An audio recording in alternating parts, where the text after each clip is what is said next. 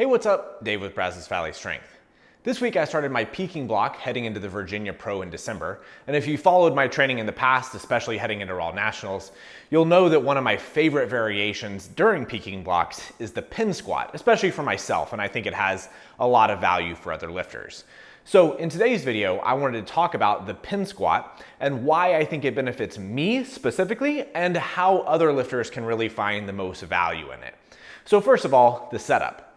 If we're talking about a pin squat, I think sometimes there's some confusion. Sometimes people think that the pin squat is the squat from the bottom. I think that has other names, dead squat, whatever. That's not what I mean with the pin squat. The pin squat should be a full standard competition squat, starting from the top, going down to the pins and then standing up and repeating. So the only difference between a regular squat is just that you're resting on the pins down at the bottom. You can really think of this very, very similarly to a pause squat in execution, where that we do care about depth and we care about maintaining tension down at the bottom, but that the bar will be resting on pins rather than maintaining tension fully in my body. So what's the difference and why would I choose this variation over just pause squats? I think one of the biggest differences here is that when the bar rests on those pins, we do lose some of that tension stored in our muscles. Some of the stretch shortening cycle does go away. So it will be significantly more challenging coming off the pins. So what that means is that I have to fight significantly harder to maintain my posture out of the bottom. Now, I'm somebody who kind of has doubts about the idea of positional strength. I think that for sure we can get better at moving in different ranges of motion, but I don't know that doing something like pause squats will immediately transfer to somebody saying like, wow, I've gotten so much stronger down at the bottom. But what I do feel is making variations stronger in certain areas of the lift, pause squats, pin squats. We're making squats a whole lot harder down at the bottom, and this draws a whole lot more awareness and willingness to work through those positions. And that's where I think the pin squat really, really excels over other variations. Pause squats and tempo squats can a lot of times be cheated, where pin squats, if we're setting that depth consistently every single week, we have that constant reminder of exactly where I need to be. Now, sometimes people still do get lazy by bouncing off the pins or just not resting very long down on the pins, but that's something that we just have to coach to be better about and actually be strict with those pin squats. But just like the other variations I just mentioned, pause squats, tempo squats, we really have to do a good job through the eccentric, through the lowering phase of the movement to be able to actually maintain our posture down at the bottom and give ourselves any chance to come up smoothly from the hole. So with the pin squats, what we're really trying to go after is that deliberate tension, trying to maintain position through the entire eccentric and just being ready to work out of the bottom. So I wouldn't say it makes you stronger out of the hole, but I will say it gets you prepared to do very, very hard reps out of the bottom. So some of the things that we'll be looking for in order to set up this exercise correctly is the depth, obviously.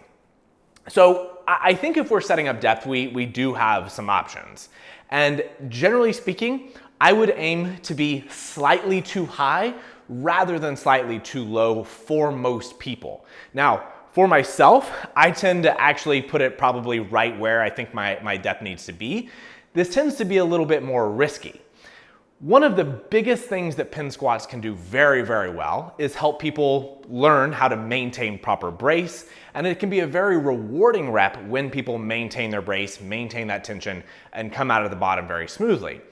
But if the tension, if the pins are set too low and we have to reach and we end up having to collapse our upper body and lose that brace to get there, a lot of the benefits of the pin squats are lost. So especially for kind of newer lifters when we're using this specifically as an exercise just to draw awareness and increase skill, I would say if we're just a little bit too high, that's going to be a whole lot better than a little bit too low to give lifters the actual chance of being able to maintain their position very, very well. So there's a pretty wide range, I think, of acceptable depth in pin squats, from anywhere, we'll say a few inches above parallel, right at it to below. And it can be a pretty large spectrum that can actually end up being very effective. But for most people, I think, lifters that I coach tend to set it too low is the first thing that they do, because they're trying to make sure that they hit depth. But I think a lot of times that ends up being counterproductive, and the squat itself gets worse just because we're forcing people too low. So with myself, I use the pin squats heading into competition blocks because the effort really makes a big difference for me. I can't really maintain very high intensity squatting 2 days a week year round. And the pin squats potentially can take off enough load that I still maintain the healthiness, the integrity of my upper body, or just I don't feel too beat up from doing the pin squats, especially in short bursts. But the effort that's required from me to maintain my position and really work out of the bottom makes me feel very, very prepared when I end up doing heavier squats at the end of the week. And so for peaking blocks, what really matters to me is just being able to work a whole lot through the eccentric and at the bottom and make me just ready to do those very hard reps. And that's something that I think is pretty difficult to replicate year round. I think it's something that very much adds to my squat, especially in the peaking block.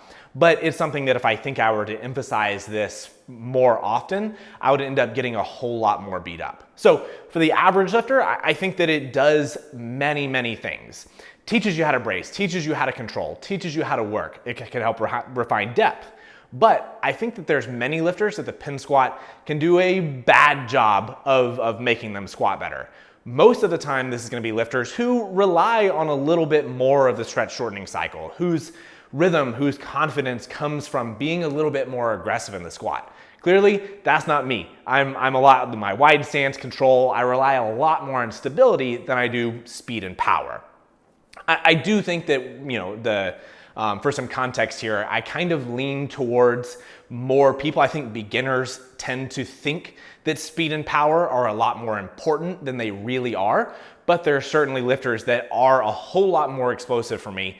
And I've just found trying pin squats with these lifters messes up everything about their squat. Their timing gets bad, their confidence out of the hole becomes worse, and it just doesn't really go very well. But I think that just highlights the importance of choosing the right variation for the lifter. There's lots of other things that we could do for those explosive lifters, and just on a person-to-person basis, making sure that we have that data, experimenting with lifters and figuring out what really makes them move their best. So for me, I think this is one of the absolute best squat variations there is. I think many, many lifters benefit from it. But we have to know really what we're going after when we're applying the pin squat. And for many people, it just won't work. So if you like this video, give me a thumbs up. Hopefully the pin squats will help you, and we'll see you next time.